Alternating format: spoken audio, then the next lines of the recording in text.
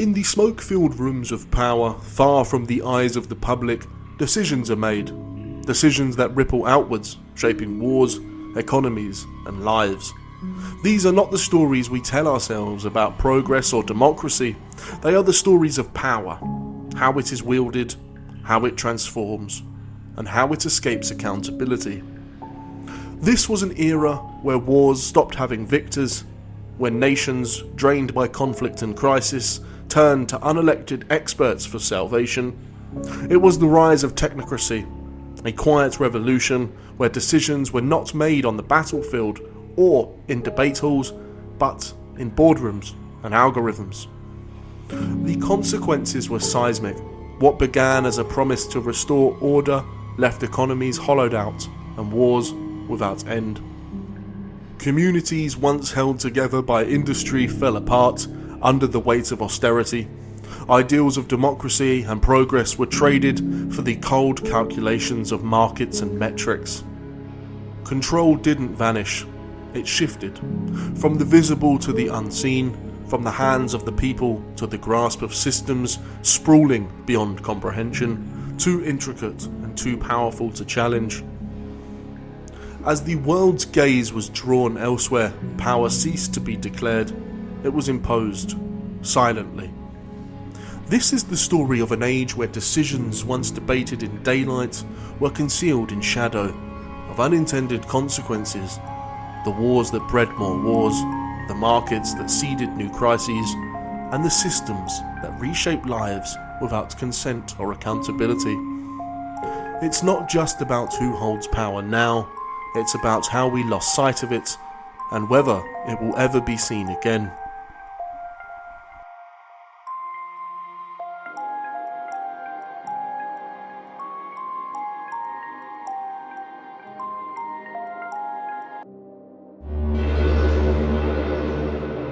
In 1975, the United States retreated from Vietnam, its military humiliated, its ideals tarnished.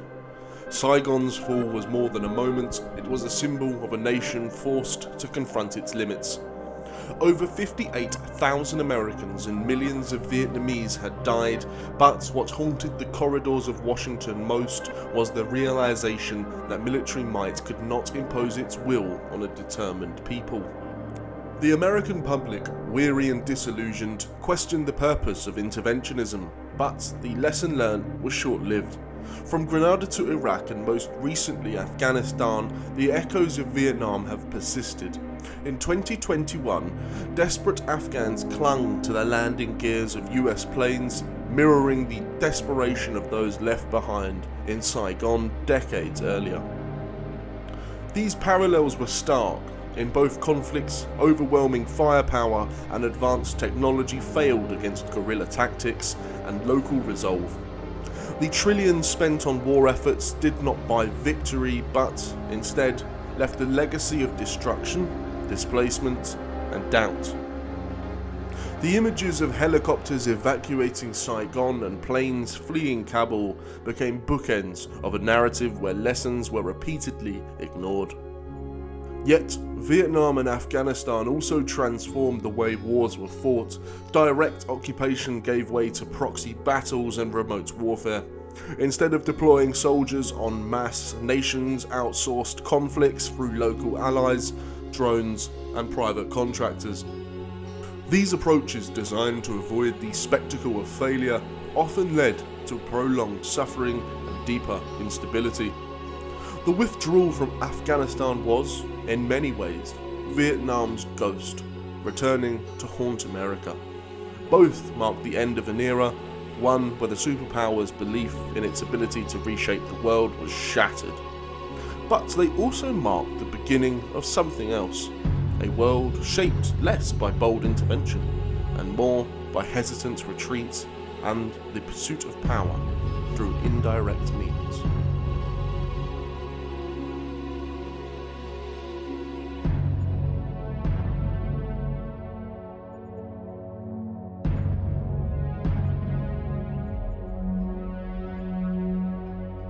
As the final echoes of Vietnam reverberated, a quieter but equally transformative revolution unfolded in New York City. By 1975, the city was teetering on the brink of bankruptcy. It turned to Wall Street for salvation, but salvation came at a cost. The Municipal Assistance Corporation was established, with 8 of its 9 members drawn from the world of high Felix Rohatyn, finance. financial wizard extraordinary, is the most important man in New York City today. He's chairman of the Municipal Assistance Corporation, or Big Mac as it's more commonly known, after America's favorite hamburger. You know, a financial crisis isn't like taking pictures of missiles in Cuba. You can look at the pictures and you can see the missiles and you can decide you're going to go to war to prevent it. But a financial crisis isn't that. But the bankruptcy of New York could change the city. Nobody knows for sure, but it could change it so dramatically as to have it not be recognizable again.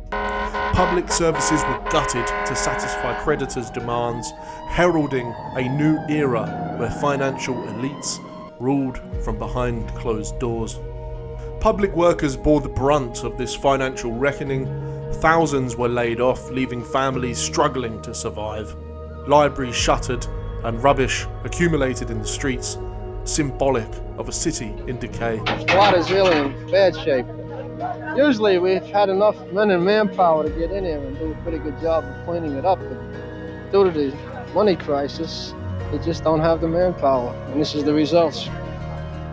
These austerity measures represented a shift in governance from elected leaders to unelected financial technocrats, accountable not to the public, but to the markets. Aren't there dangerous implications in a body like Mac coming along and being in a position to tell the politicians what they can do and what they can't do in a democratic society? You have said they are not competent in running the financial affairs of a city, have you not? I didn't think I quite put it that strongly. I said that, or maybe I didn't.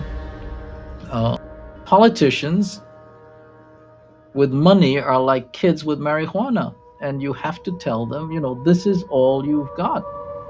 Politicians only have a crisis when they run out of money. Well, 75 was the year the money ran out. This shift in power was not confined to New York. The logic of financial technology spread like wildfire. The International Monetary Fund and World Bank adopted similar models, enforcing austerity on indebted nations from Buenos Aires to Jakarta. Public services were stripped and ordinary citizens were left to pick up the pieces. Protests erupted globally as people resisted the grip of creditors on their lives.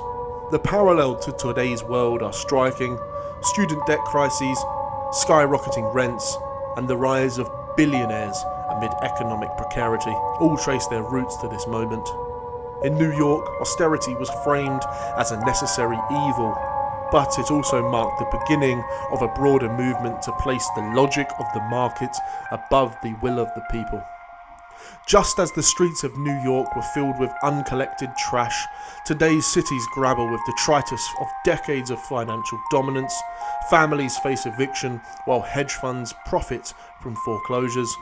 Young people drown in debt while billionaires multiply their wealth during economic crises. The seeds planted in New York didn't just reshape the city, they grew global roots. But this is not just a story of economics. It's a story of power, who wields it, and at whose expense. From New York's austerity to today's struggles, the same pattern emerges. The decisions are made in boardrooms while the consequences are felt on the streets. The rise of financial technocracy was not an isolated event. It was the harbinger of a new world order. And yet, the story of New York is only the beginning. This model of governance, born in the ashes of the city's bankruptcy, would soon reshape entire nations, cementing the logic of the market as the dominant force of our time. Amid this turmoil, some saw opportunity in the wreckage. Donald Trump was one of them. Even as government grants dried up under austerity, Trump realised that there was still a way to profit, this time not by building housing for the poor, but by catering to the rich. He bought up derelict properties across New York City, transforming them into luxury hotels and towering office blocks. In exchange, he negotiated the largest tax break in the city's history, worth $160 million, at a time where New York was desperate for any signs of recovery. Banks, eager to capitalise on the revival, poured money into his projects.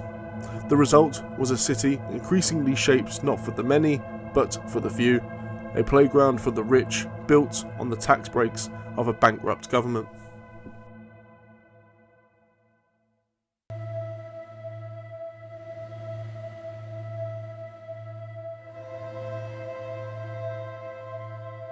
In the 1970s, Britain was a nation grappling with decline. The industrial heartlands, once the backbone of its economy, were being hollowed out by global competition and domestic strife. Oil price shocks and relentless union strikes painted a grim picture of a country in retreat. Labour disputes, which seem to be that much worse down Liverpool Way, and this week there's trouble in the docks and at Ford's plant at Halewood on the Mersey. This week too, the rumour started that Leyland might close their strike-hit factory at Speke, even though it's one of their most modern plants. Leyland's not an exception. In the past few years, a number of big companies have either moved away from Merseyside or cancelled plans to set up there.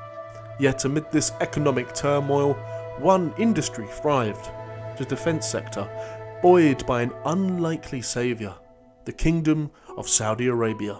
It began with arms deals, lucrative contracts that promised jobs and stability, but these agreements were more than economic transactions. They were the building blocks of a new era in British diplomacy, one where nations' global influence was leveraged through weapons sales. For the workers in towns like Barrow-on-Furness or Coventry, these contracts were a lifeline, but behind closed doors, they were bargains fraught with moral compromise.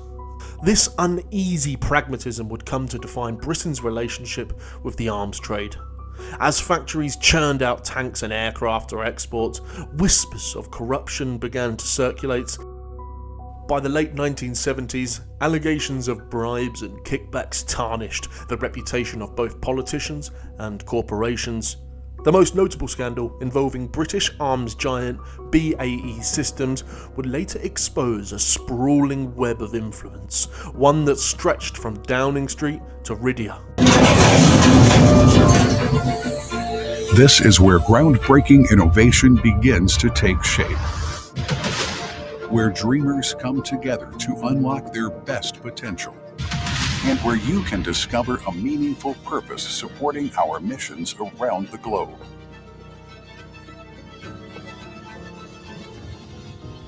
BAE Systems. This wasn't just a British story. The arms trade's tentacles reached deep into geopolitics, shaping alliances and conflicts. British-made weapons found their way into proxy wars in Africa, the Middle East and beyond, fueling cycles of violence that echoed the Cold War's ideological battles. The legacy of these deals lives on. Today, British-made bombs fall in Yemen, a country mired in one of the world's worst humanitarian crises. Saudi-led airstrikes enabled by arms sold under the banner of economic necessity have killed thousands of civilians. The same justifications, jobs, influence, stability, are used to defend these sales, just as they were in the 1970s. But this is not just about Britain. The global arms trade, with its secrecy and moral ambiguity, reflects a broader truth about power. Who benefits from these deals? Who pays the price? And how has this nexus of money and influence shaped the decisions of governments for decades? In Britain, the arms trade became a Faustian bargain, intertwining economic survival with moral compromise, a pattern repeated across the world from Washington to Rhydia as power slipped further into the shadows. And yet, as the shadow of the arms trade lengthened, its influence became harder to trace, woven into the fabric of geopolitics and impossible to disentangle from the conflicts of the modern era.